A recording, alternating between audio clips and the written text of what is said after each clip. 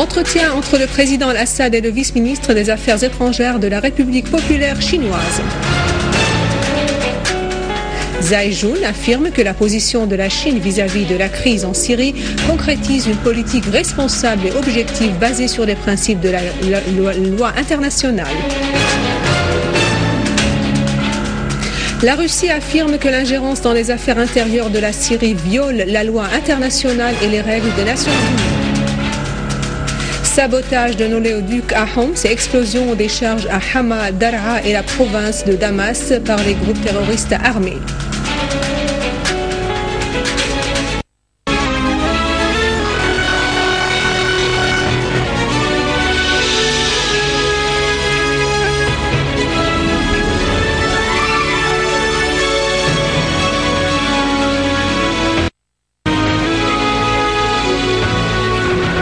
Après les titres, voici notre journal. L'amitié historique entre la Syrie et la Chine et la situation en Syrie ont été au centre des entretiens entre le président Bachar al-Assad et le ministre adjoint des Affaires étrangères de la République populaire de Chine, Zhai Jun. L'objectivité, la justice et le respect des principes du droit international ont été au centre de l'entretien. Les deux parties ont envisagé les moyens de sauvegarder les intérêts du peuple syrien et de restaurer la sécurité et la stabilité en Syrie. Zhai Jun a affirmé que la Syrie constitue un élément clé dans la stabilité de toute la région. Le ministre adjoint des Affaires étrangères de la République populaire de Chine, Zhai Jun, a souligné que la Chine soutient le processus de réforme en cours en Syrie et les mesures importantes prises par l'État syrien dans ce domaine. La Chine, a-t-il affirmé, continuerait à jouer son rôle positif et constructif visant à trouver un règlement politique à la crise par le entre en forme d'ingérence étrangère. Le responsable chinois dit que la Syrie possède une expérience qui permet d'atteindre cet objectif noble et de dépasser la crise actuelle. Le président Al-Assad a hautement apprécié les positions officielles et populaires de la Chine qui soutient la Syrie. Il a précisé que le complot tramé contre la Syrie vise sa position géopolitique importante et vise à affaiblir son rôle régional. Le président Al-Assad a affirmé que la Syrie poursuivra sa politique de réforme selon un agenda précis. J'ai eu un échange profond et transparent de nos points de vue avec le président Assad au sujet de la question syrienne. La Chine, en tant que pays ami de la Syrie, suit avec intérêt l'évolution de la situation et nous sommes inquiets de l'escalade de la crise. J'ai tenu le président Assad au courant des positions du principe de la Chine envers la situation en Syrie qui appelle le gouvernement syrien, les groupes armés, l'opposition et tous les côtés concernés en Syrie à arrêter immédiatement tout acte de violence contre les civils. Il est urgent de restaurer la stabilité et la normale en Syrie le plus vite possible. Nous croyons que seule la stabilité permettra à la Syrie d'effectuer les réformes politiques globales. En d'autres termes, la Chine appelle à l'arrêt de la violence et demande à tous les côtés en Syrie à s'asseoir à la table du dialogue national. Nous espérons que le référendum concernant la nouvelle constitution en Syrie se passe dans les meilleures conditions, ainsi que les prochaines élections législatives. Les positions chinoises sont objectives et justes, car elles sont concernées par l'intérêt fondamental et de long terme du peuple syrien, puisque la Chine n'a aucune partie prise égoïste en ce qui concerne la Syrie. Monsieur Al-Muallem, ministre des Affaires étrangères, a rencontré le vice-ministre des Affaires étrangères de la délégation et la délégation qui l'accompagne.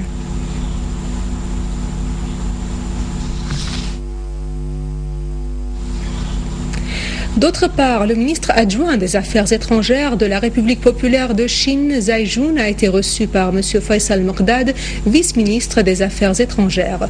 Le diplomate chinois a assuré à M. Al-Mokdad des positions de principe de la politique chinoise envers la situation en Syrie. La Chine, a-t-il dit, rejette toute idée d'ingérence étrangère dans les affaires intérieures de la Syrie. Zhai Jun a affirmé que les complots tramés contre la Syrie à l'ONU sont rejetés par Pékin et ne permettent permettra en aucun cas de toucher à la souveraineté de la Syrie. La Chine soutient fermement les intérêts du peuple syrien, a-t-il conclu.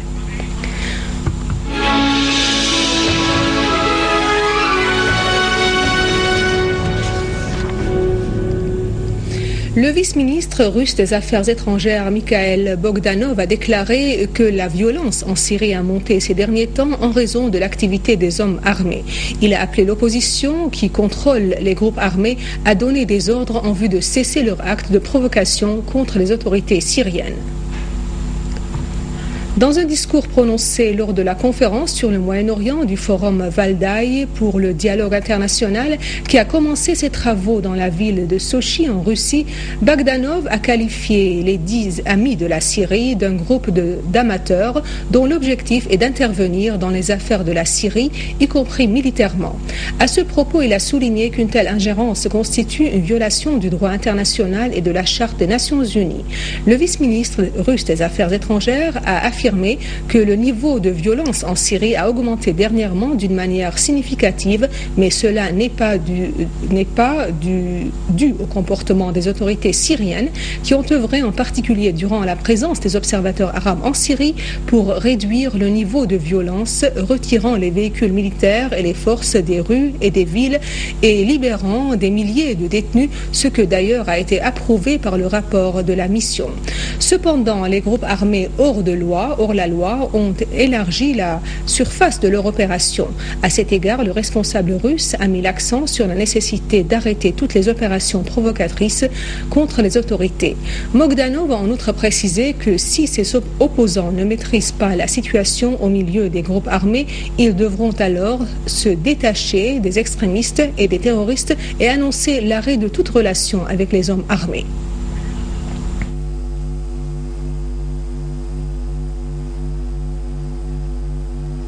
Dans le gouvernorat de Raqqa, les forces de l'ordre ont confisqué des armes dans un véhicule de transport.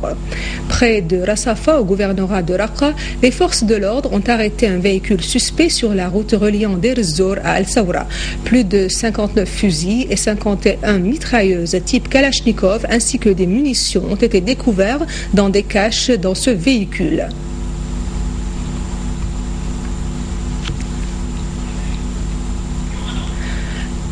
Un groupe terroriste armé a ciblé à 3 heures du matin les réservoirs de Tishrin du carburant dans la raffinerie de Homs, causant de grands incendies dans l'un de ces réservoirs. Les roquettes ont touché un réservoir d'essence comprenant plus de 50 millions de litres. Mais les équipes de la protection civile ont pu contrôler l'incendie provoqué dans le réservoir. À Sultaniye, un groupe terroriste armé a visé un oléoduc à Bab Amr à Homs, provoquant un incendie sur les lieux de l'explosion.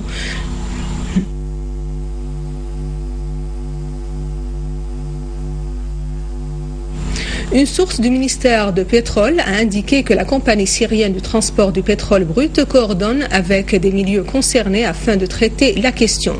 Les groupes terroristes armés avaient visé le 15 du mois en cours le pipeline qui transportait le mazout de la raffinerie de Homs au dépôt de Adra dans la banlieue de Damas par une charge explosive entre Bab Amr et Al-Sultaniye causant un grand incendie sur le lieu de l'explosion. Dans la campagne de Damas, Daraa, un groupe terroriste armé a fait exploser 2 charges près de l'hôpital Amal dans la ville de Jassem. 3 personnes ont été blessées dans cette explosion. D'autre part, des unités de la génie ont désamorcé 2 charges explosives près de la ville de Kherbet Ghazali. Ces 2 charges pesaient plus de 25 kg et étaient prêtes à être explosées par télécommande à partir d'un motocycle.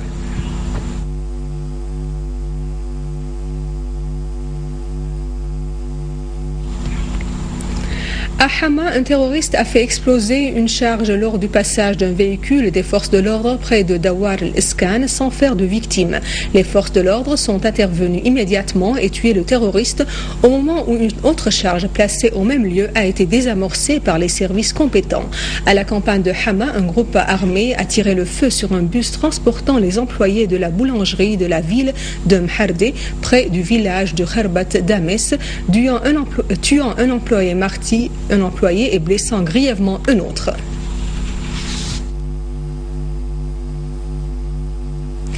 La pluie et la neige tombent abondamment sur les différents gouvernorats syriens ainsi que sur les hauteurs et certaines régions intérieures. L'épaisseur de la neige dans la région de Serraya à la campagne de Damas a atteint 40 cm, dans la région d'Al-Rasafa à Hama 20 cm, alors qu'à Zabadani al-Mukharram à Homs, 15 cm. La direction du trafic a appelé les conducteurs à prendre les mesures de précaution nécessaires, à vérifier les freins de leurs véhicules, à réduire la vitesse dans les virages, les pentes et les intersections et à conduire avec prudence pour éviter les accidents.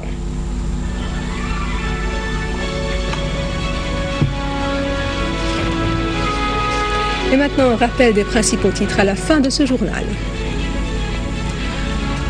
Entretien entre le président Al-Assad et le vice-ministre des Affaires étrangères de la République populaire chinoise. Zhai Jun affirme que la position de la Chine vis-à-vis de la crise en Syrie concrétise une politique responsable et objective basée sur les principes de la loi internationale.